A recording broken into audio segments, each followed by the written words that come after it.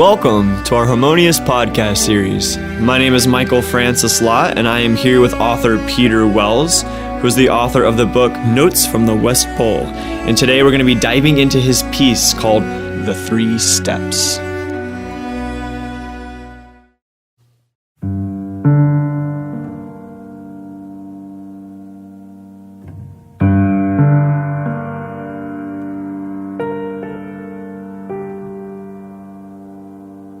The truths of our existence are beyond governance. No amount of force, no amount of legislation or punishment can solve or remove our differences. Nor will we achieve a more harmonious way of life through revolution or competitive elections and disputed acts of government. The truths of our existence are within us and within our personal power. There are 3 steps each of us can take that can enable us to transcend the adversarial quagmire. 3 steps on our own unique personal journey. First, recognize and admit that you can spend your life as you wish. You are choosing your own path, and you are responsible for your own personal fulfillment. Second, acknowledge the given talents that you are blessed with, and develop your natural abilities into skills. Become skillful at what you love to do. And third, now use those developed skills to work with others for your mutual benefit without harming anyone. Focus on a mutual benefit in all relationships and all transactions.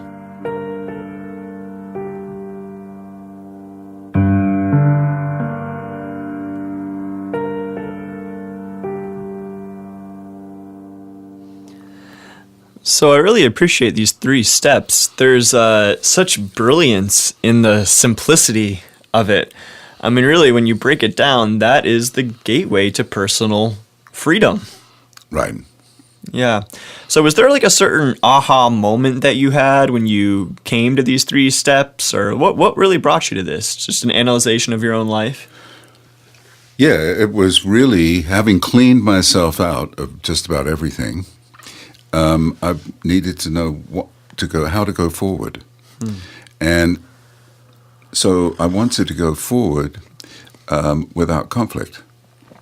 And so what these 3 steps do is they bring everything back to the person and to the development of oneself according to one's abilities. Now, if you can do that and work with others for your mutual benefit, then you've taken a lot of the conflict out of the social relationship. It doesn't mean it's entirely gone because we have the history of it, but if I'm going to work with you to our mutual benefit, and we're not going to harm anyone in the process, we're free to be ourselves and to create. I think that, I think a lot of what happens in California is that. I think people go on their own path. Silicon Valley is that. It's exploring in the unknown with one's talents and then creating a mutual benefit. The mutual benefit is the absolute prerequisite for the transaction.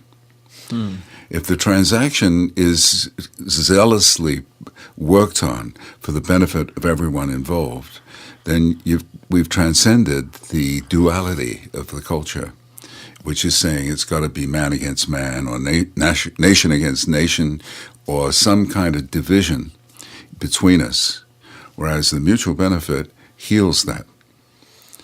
So if we can focus on, first of all, our own freedom to do what we need to do. Now, of course, that's a very big if. We've been steeped in all kinds of requirements. But if we get to the point where we realize that what we want to do is to live this life fully for ourselves, to fulfill this living soul, then that sets the stage for us to provide our own ability, our own talents, and to develop those talents into skills so that they really have value, then work with others for a mutual benefit. Everything, we have crazy situations. We have a government that is based on majority rule. Well, that absolutely defies the wholeness. it makes it impossible for the wholeness to exist. We have governmental divisions that are working against each other. So the mutual benefit is absolutely crucial.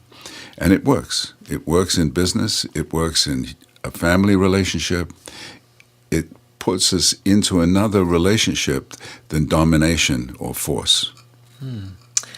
Yeah, and we had a conversation the other day, and I don't remember the quote that you said, but it was so poignant and brilliant and clear, and so I'm going to try to restate it, but I know I'm going to butcher it. It was something about how we create shared suffering as a culture and the transition from that to mutual benefit. Do you remember what you said there? Yeah, I said that we can more easily work together for shared benefits than against each other for shared suffering. I love that. And that's sort of what we've been doing for a long time. That's what we're doing. So working against each other for shared suffering. And we have to, in some weird way, separate ourselves from that, because that doesn't work. It doesn't work to have conflict as an alternative. We don't want that. We don't really need it. So how do we then... The other word that's very important is consent, that our relationships need to be designed so that they're consensual, including our relationship with government.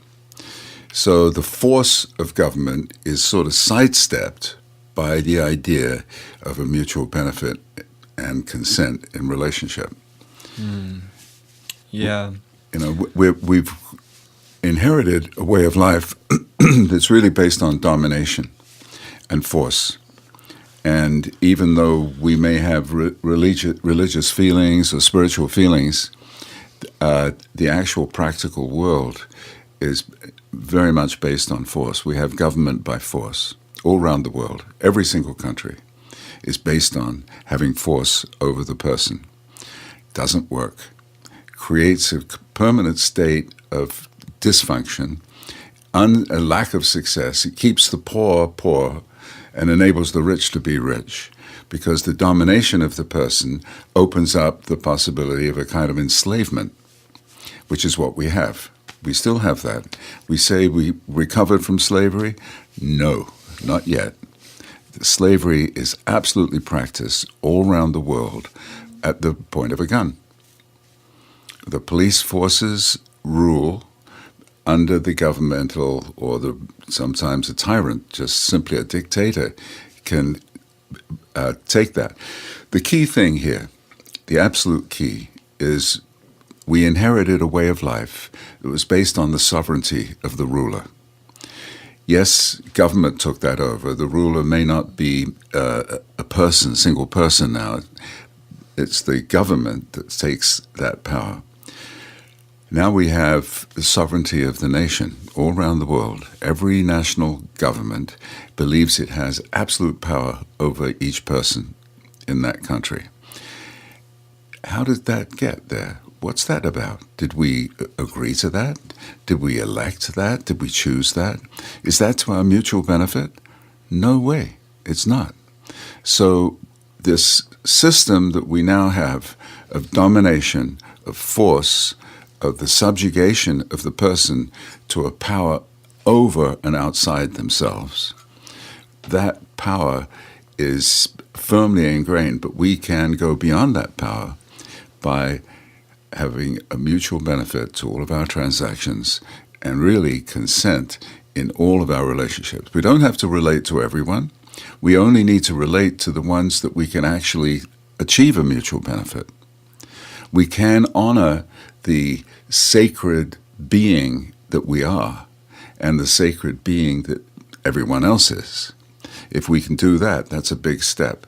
But in fact, the apparatus of legal and police forces, very, very difficult to deal with, especially if we're poor. If we don't have the currency of the nation firmly in our control, if we can't spend the money to protect ourselves, we get judged and imprisoned, dominated, and made to be considered worthless. Right. So we have to go into our own being and strengthen it by having the skill, by having something to bring to the table, to have the ability, two abilities really. One, the special skill that we can develop. We have talents. All of us have some kind of talents, and we can develop that personal talent into a skill.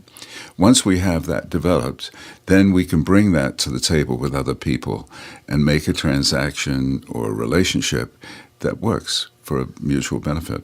And that's really the game. The game is giving oneself the power in one's relationships to agree and to achieve something that works for the parties, both of them. Right. One of the things I'm hearing in this conversation that's really kind of poking a hole at something that I grew up with, a belief that I grew up in, is the notion of selfishness. Because in the 3 steps, you're taught, okay, first recognize your personal responsibility and then direct that focus to yourself, and then develop yourself first, and then go out and create those mutual benefits. And, growing up, I was kind of taught that the whole notion of love and being loving towards someone and being honorable towards your relationships is to kind of sacrifice yourself for the sake of another. And in doing that, you're kind of like an empty cup trying to fill someone else up. So I really appreciate these 3 steps really being focused on self-development and empowerment of the self. And in doing that, there's kind of an understanding that there is no distinction between oneself and another, and the empowerment of the self is also the empowerment of the community.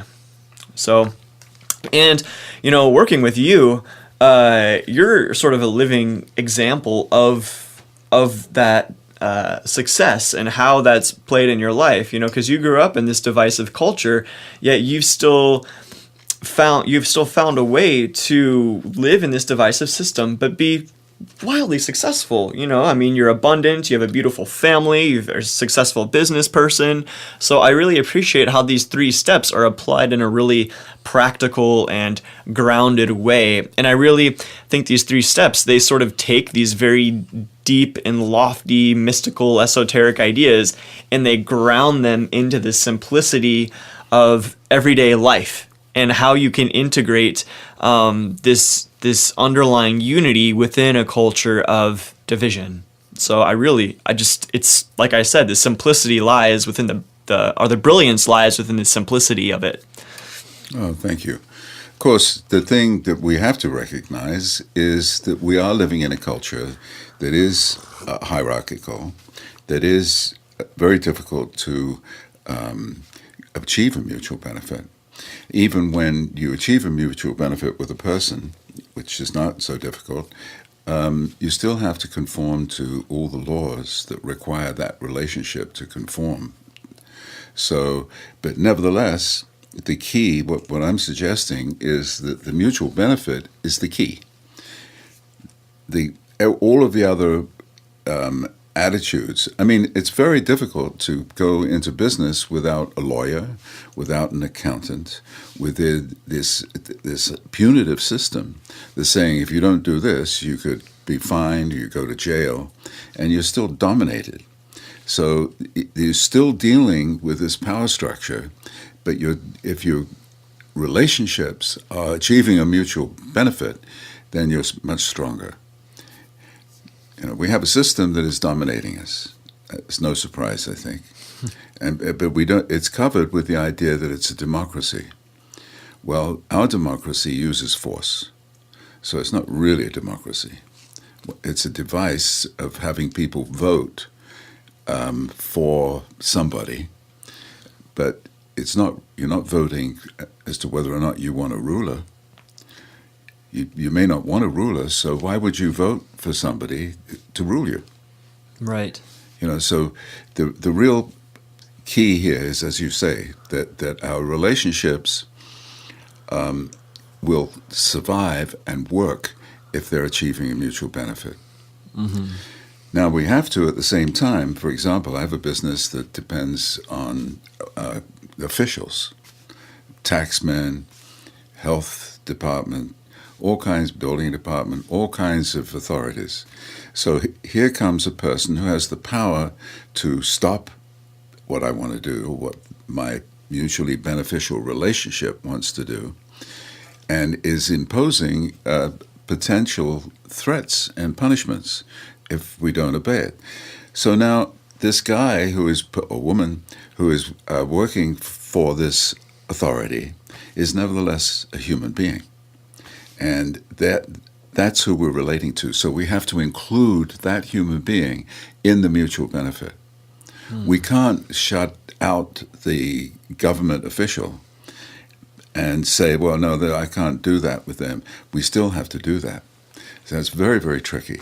Well, that's an interesting question. So, let's go back to the notion of the king or something like that. And that's, of course, sort of an allegory for, or a metaphor for, the governmental structure. Right. How do we include the king, this sort of dominating presence, within our own mutual benefit or our own empowerment? How do we include that relationship? Because we're dealing with a human being and not the office. We're not dealing with the official. We're dealing with a human being who is living his or her life and who we want to work with, because it's like the gatekeeper that we have to go through in order to do what we've mutually agreed. So I'm just saying this, that the person is actually much more important than the official. Right. And that the person who is wearing the badge or the uniform of the official can be addressed as a free and independent human being, which he knows himself to be. He signed himself off as an employee of a governmental office, but he's still, in his heart, in his life, in his family, he's just a person who is conforming. So we have to somehow make our arrangement, our mutually beneficial deal, one that doesn't threaten his job, that treats him just as a person who is also in this funny kind of position of working for this almost you can't even describe what he's working for. You can say it's the ruler, he's being employed by the government, but it doesn't explain the whole condition he's in. His whole condition is he's just working for a living. And here he is relating to us. We're agreed on what we want to do, and we need him to agree to it. And we want it mutually beneficial all the way around. We want the government included, even if there is let's say, a contortion of the enterprise. We still have to get that agreement to go ahead. So what is the beneficial event for the governmental employee is to help the event to occur, to help the enterprise to happen, to be to be amenable and for the enterprise. Right.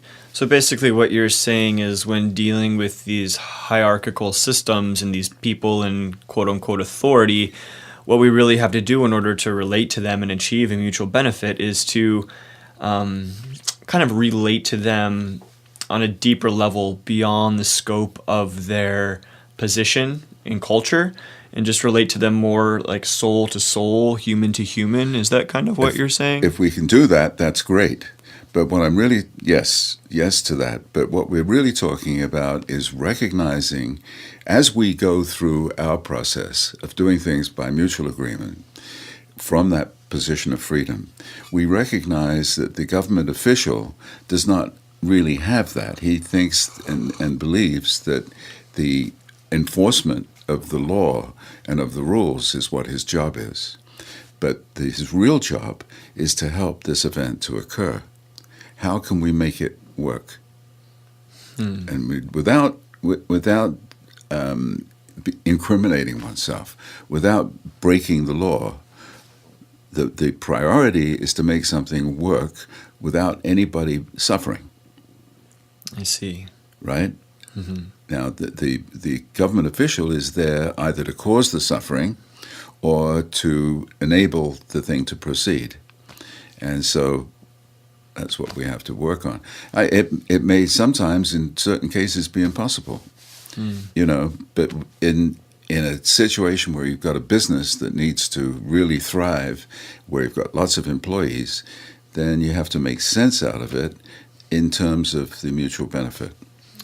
Right. Yeah, and I think it, at the core of it, it comes down to empowering oneself so that you can really empower others. And even beyond the scope of these governmental structures and so on and so forth, I think that there is a larger intelligence that is moving through humanity, that is moving through us in favor of our growth, of our evolution, of our empowerment, and aligning ourselves with our true power and with the empowerment of others. Then we're aligning with that higher force, that higher intelligence of the universe. And ultimately that would kind of trump the temporary system that we're in right now. So it's kind of like... Well, I think actually it's at the root of our system. At the root of our system is the working together for the common benefit, with the shared benefits. Sometimes, like you and I could have an agreement that's to our mutual benefit with 20 others, that we build a high-rise on a piece of property. And yet the government official is saying no because of this and because of that, and he's organized to prevent that. So we might have to listen to that. We might have to be aware as we go beyond our own mutual benefit. In order to create that benefit further afield, we have to adjust. Right. We might have to build to code, for example. Okay. Yeah, this is interesting. It seems like we're really getting into the legality of the system and applying these spiritual concepts to, the rule of law, how to operate within them in that way. So it's really interesting. Right. The problem we have is we don't have a compassionate and agreeable rule of law. We have a punitive and dominating rule of law. So that has to be changed.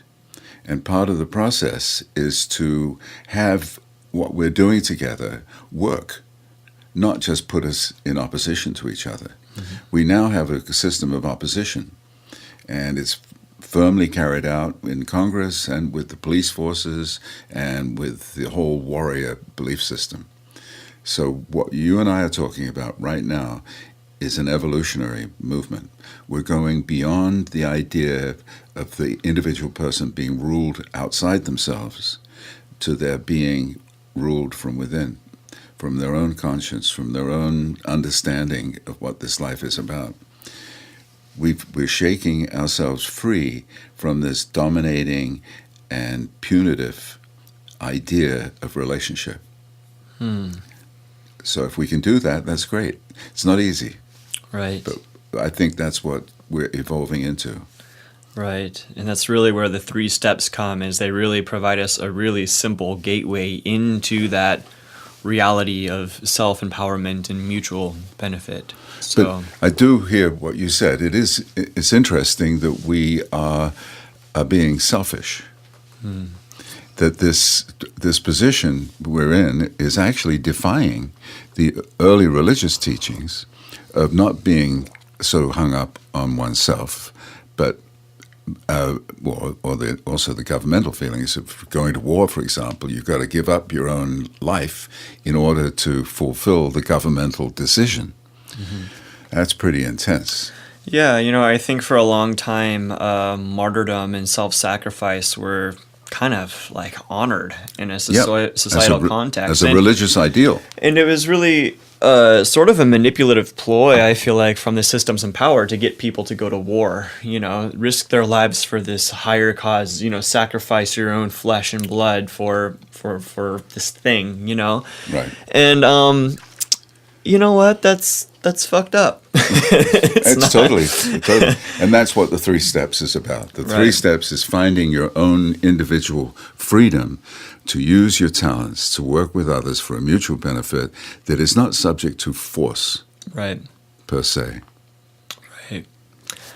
Okay, well, that's a really good place to end on. So thank you so much, Peter. I really appreciate this, and I just love this. I absolutely love this piece here. So, all right, everybody, we'll see you at another episode of Harmonious. Join us next week, and have a beautiful day.